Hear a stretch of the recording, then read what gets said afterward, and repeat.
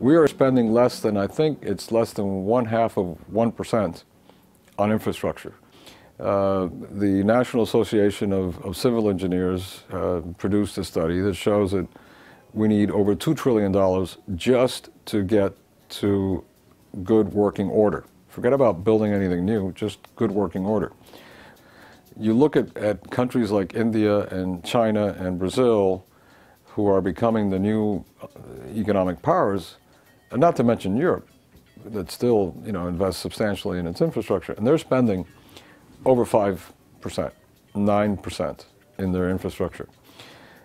We had a program back in the 50s with the President Eisenhower, where they built the National Highway System, which really served as a catalyst for the America of the second part of the last century.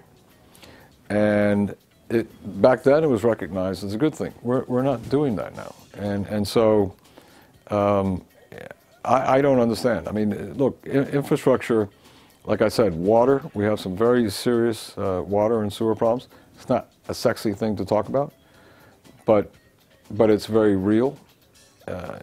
Public transit, the average family spends more on transportation today in America than they do on food and health. That's crazy.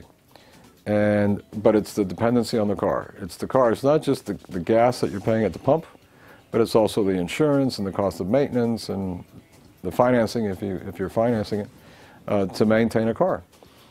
Why aren't we putting all that money into creating public transit? People will take public transit if it's a viable option. I mean, they won't drive a mile to take public transit because at that point they're already in a car, so they'll just keep driving.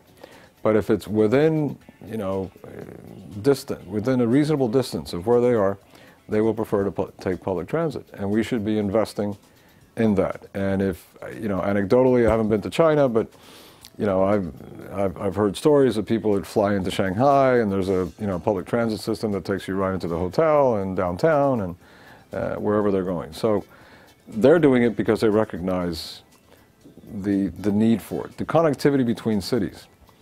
One of the reasons I love coming up to the Northeast is because of that. I mean, once I'm in New York, I'm on the Acela going to Washington for a meeting or going to Philly or going up to Boston.